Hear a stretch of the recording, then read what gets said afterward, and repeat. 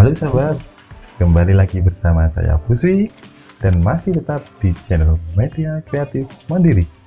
Kali ini saya akan mengajak sahabat kreatif untuk melihat bagaimana proses pembuatan tenun troso, dan seperti biasa saya akan bertanya-tanya langsung kepada pengrajin tenun troso. Ikuti terus video ini sampai selesai, jangan di skip agar info yang saya berikan bisa dipahami, dan jangan lupa like, subscribe, dan share video ini ya.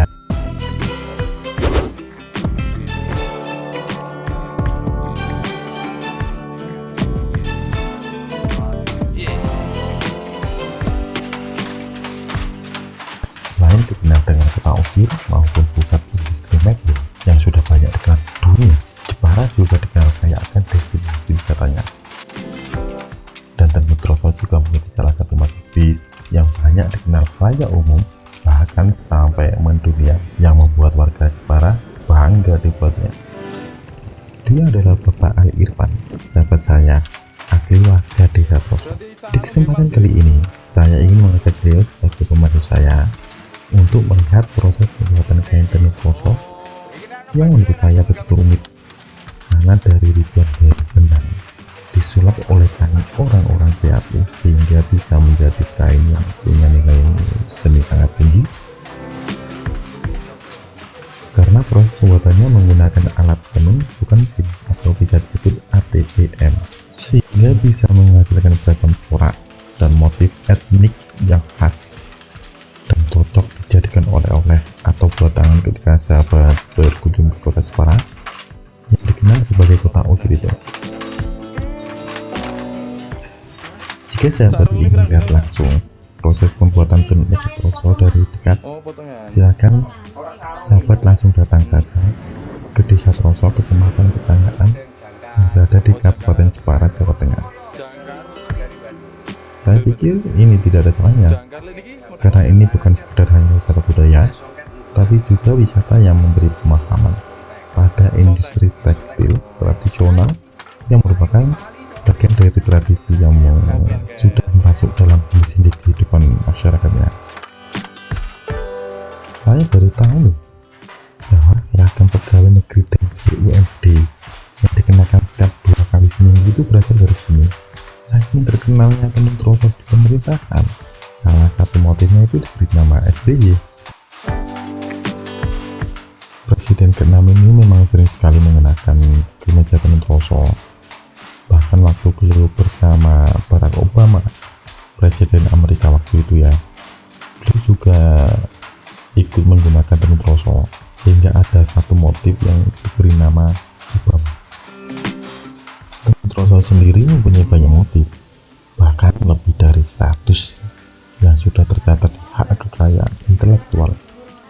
Di video ini saya tidak akan menjelaskan satu persatu dari sekian banyak motif tenun troso sepanjang durasinya, karena di video ini saya mengajak sahabat kreatif untuk melihat proses pembuatannya yang sangat rumit dan butuh penelitian untuk mendapatkan kain yang berkualitas. Pada tahun 2019, troso memecahkan rekor dunia Museum Rekor Indonesia atau MURI untuk kategori penenun tradisional terbanyak dengan 1.408 pengrajin yang menggunakan alat tenun bukan mesin atau ATPM. Sebelumnya, rekor ini dipegang oleh Pemerintahan Sumba Barat Daya Provinsi Nusa Tenggara Timur atau NTT yang mencatat ada 1.100 pengrajin tenun pada tahun 2017. Tenun troso kini makin berkembang dan produknya kini tersebar di penjuru kota se-Indonesia, bahkan sampai mancanegara.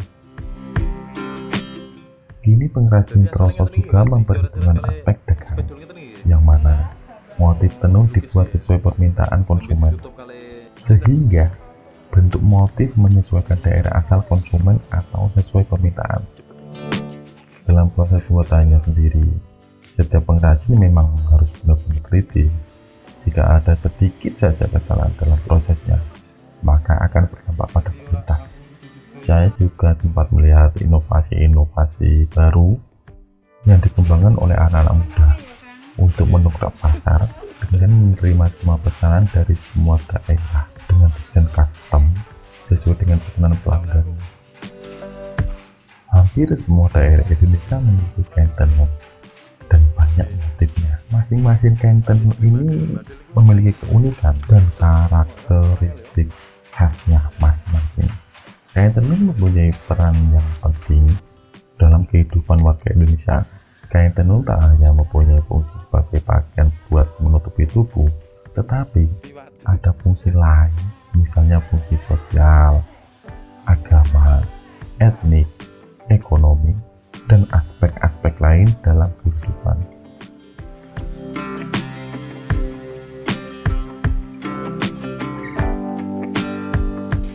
Pengrajin tenun troso juga berupaya melestarikan warisan leluhur agar tetap digemari oleh generasi muda sekarang. Salah satu kreasi warga troso, mereka mengkombinasikan tenun troso dengan fashion sehari-hari seperti baju, tas, sepatu, kaos, pernik-pernik, dan masih banyak lain. Kain tenun troso sendiri sangat fleksibel,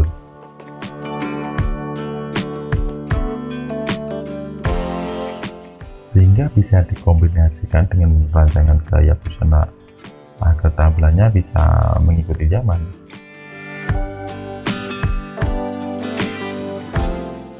Di kesempatan kali ini saya berbincang-bincang kepada beberapa pengrajin dan bertanya-tanya kepada beliau.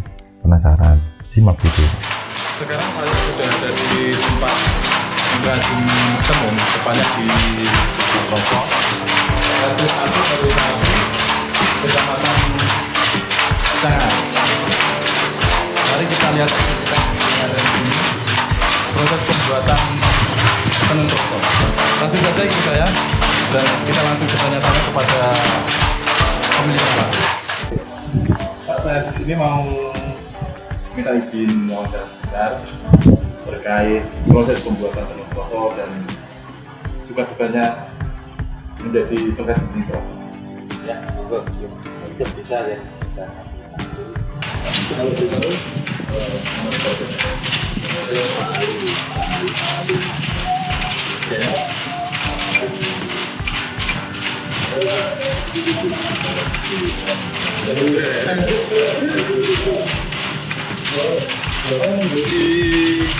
bisa teman ini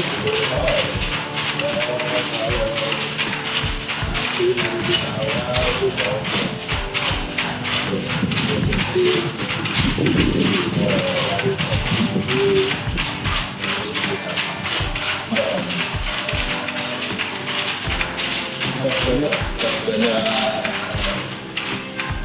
untuk semua ini jadi banyak suka Hampir semua yang dialami oleh belajarnya itu ya sukanya kita bisa belajar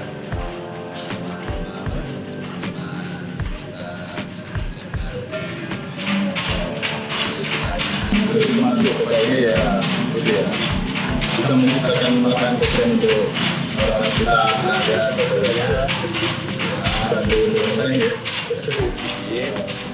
sekarang ada sebenarnya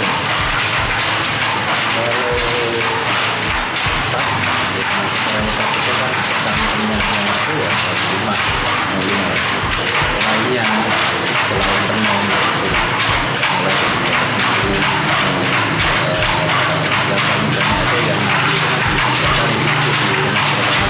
Jadi diambilin atau sudah dari rumah mereka tanya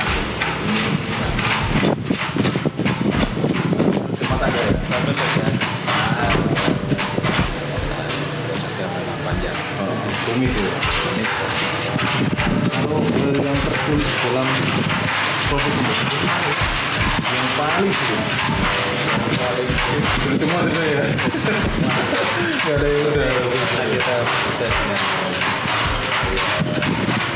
teman-teman saudara juga kenalan dan harusnya mereka normal dia yang nanti itu dia Jakarta nanti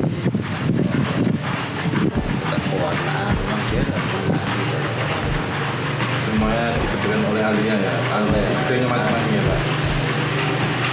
Ya generasi sekolah Generasi sekarang nggak ada ya yang tertarik di dunia tenun ini? ya relatif masih bertahan Masih ya? ada masih banyak yang belajar Tapi nggak ditinggalkan ya? salah karena kita bisa UKM ini kan kerja ya dengan sistem dorong kan mereka kerja dapat hasil ketika mereka istirahat ya dulu istirahat dan itu Nggak berikan makan ya? itu ya Jadi terkait kebutuhannya mereka ya? mereka butuh ya mereka kerja Bisa ya. kalau mereka ada kedua ada kita masuk bahkan untuk yang rumah itu kan mereka bisa mengerjakan pekerjaan utama mereka Seperti rumahnya ya? ya, Sambil musim rumah tangga yang masih dapat income dari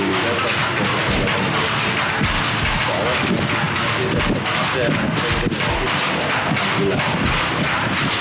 Kalau ada orang keluar dari wilayah daerah atau wilayah kita itu bisa nggak nelayan itu? yang penting mereka menjelaskan tentang ada di mana terus bagaimana seperti apa kalau kita nanti bekerja kalau enggak ya kita bilang kita bisa ada pelayanan kesana-sana itu ya ketika kita betul-betul paham tentang apa itu kalau betul-betul paham ya kita akan kerjakan kalau nanti asal kita terima ke sana kadang-kadang mereka juga tidak sesuai dengan yang mereka inginkan kasihan Wah, kalau untuk model-model pun itu kita bisa custom ya Pak? Kita bisa sesuai dengan kita bisa melihat gambar ya kan? Ada acuan gambar, kita Iya. bentuk apa itu bisa nggak? insya Allah bisa kita selalu datang bawa Benar bisa ya? gambar bawa foto ya. Foto aja bisa ya? Kalau misalnya kita perkerasan kita bisa mengerjakan teknik Indonesia kita bisa misalnya ini terlalu berisiko karena nanti dari aplikasi kain motif jenis lain sementara kalau diaplikasikan ke peminat kira-kira nggak bisa ya kita bilang nggak bisa Kalau bisa bisa, kalau tidak bisa. yang penting intinya jangan sampai kita Kecewa. karena prinsipnya orang kerja itu kan ya dapat untung tapi ya jangan sampai kita dilabeli orang nggak bisa dipercaya itu kan repot juga Gini. Sampai tak nak bisa Kesana. Oh, kalau untuk kain tenun proses itu bisa dibuat apa tuh ya? alhamdulillah baik aktivitas anak-anak ya yang sudah bisa mengapresiasikan kain dan produk dari untuk melihat pakaian, casual, sampai untuk aksesoris Aksesoris. sudah banyak ya produksi dari mulai misalnya untuk pakaian dari pakaian pria dari mulai baju jaket bahkan untuk misalnya pakaian laki perempuan pasang kapal banyak yang dilakukan terus kemudian untuk yang aksesoris seperti tas punya alhamdulillah sangat membantu dalam pengembangan kita. Jadi untuk mempertahankan tradisi tenun proses ini dengan berkreativitas, menciptakan proses-proses dari kain tenun proses. Ya kita optimis kita dengan kolaborasi dengan tenaga anak muda yang Terbarukan ya. masih punya kreativitas tinggi, insya Allah. Sekarang kan teman-teman ini banyak UKM, banyak usaha-usaha yang relatif Pak ya. Kalau untuk tenun proses sendiri ada gambarnya nggak Pak? Dan apakah tenun proses juga pernah mengalami masa-masa yang wow atau masa-masa yang booming atau masa yang apa ya istilahnya ya, lagi tren-trennya gitu.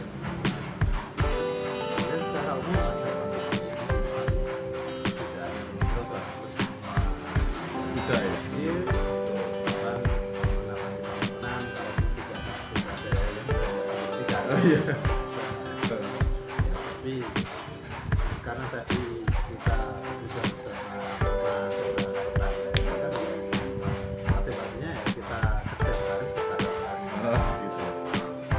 sebisa mungkin kita bertahan dengan tetap mengumpulkan inovasi. Kalau masa-masa boomingnya itu Pak, makanya banyak dikenal orang ya. Alhamdulillah kalau memori itu ada karena memang dari sisi promosi kita beberapa Media. ya televisi nah, ya, misalnya ada acara-acara yang itu menampilkan foto atau artis yang anak-anak muda Oh gitu. itu misalnya ada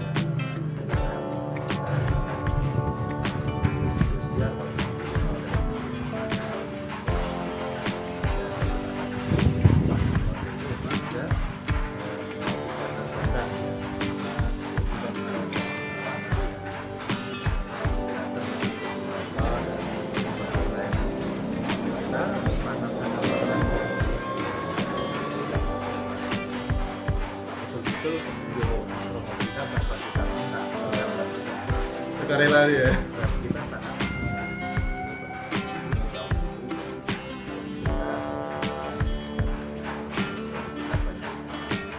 Mas Irfan dulu sempat mengenalkan ke masyarakat Indonesia melalui acara televisi nasional lagi. kita tidak Tiba-tiba dia promosiin aja gitu, ya, mengenalkan aja gitu. kita betul-betul sangat membantu masyarakat di sini. Ya semoga aja banyak anak kita yang punya produk kita ya. Iya. Karena produk tenun ini agar bisa dilestarikan sama. Karena memang mereka yang berpengaruh ke masyarakat. Kita sangat kita sukarela untuk mengenalkan produk kita yang sangat banyak. Semoga berjaya. Sekarang lagi masa pandemi Pak. Cara Bapak untuk bertahan di masa pandemi ini bagaimana Pak? Karena masa ini orang itu masa pandemi semua ada penurunan jualan misalnya itu bertahan gimana melihat trennya sekarang apa yang bisa jadi sehingga kita sekaligus memancing para customer untuk ikut order Oh, gitu. untuk order pulang sehingga mereka yang memberikan masukan Berarti ada update-nya melalui itu ya, info dari customer ya. info dari customer sangat Ada pesan-pesan nggak Pak untuk para UMKM di Jepara khususnya di bidang ya sudah dulu sesama pelaku UKM di Jepara di Maluku saling sama-sama sabar bertahan. Oh iya Pak, terima kasih atas info yang diberikan kepada saya. Saya minta maaf kalau ada kata-kata saya yang kurang berkenan dari Bapak. Saya mau tahu Pak. Ya sama-sama atas surat pilihannya. Dalam dekade-dekade abad ke-21 ini ya, mengakibatkan berbagai konteks pergeseran nilai-nilai budaya lama dalam tradisi Indonesia dan menghadirkan nilai budaya baru. Secara langsung maupun tidak langsung, nilai-nilai budaya baru tersebut mempengaruhi kehidupan lingkungan, individu, sosial, masyarakat, maupun lingkungan tradisi, baik dalam skala mikro maupun nasional serta global.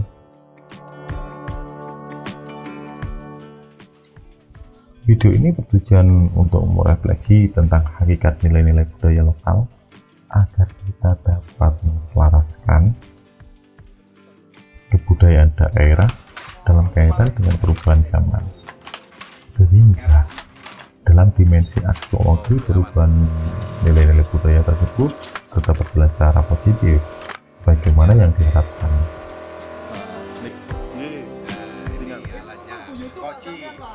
Tenun Trosoi sendiri adalah salah satu kekayaan budaya Indonesia yang perlu kita apresiasi dan kita lestarikan ya sahabat. Nanti dimasukin ke benang polos nih. Mungkin baru ini saja video yang bisa saya berikan, dan masih banyak video-video lain yang akan saya berikan yang lebih menarik, Istimewa teman-teman. lebih bermanfaat. Makanya jangan lupa subscribe, like, share, dan komen. Assalamualaikum warahmatullahi wabarakatuh.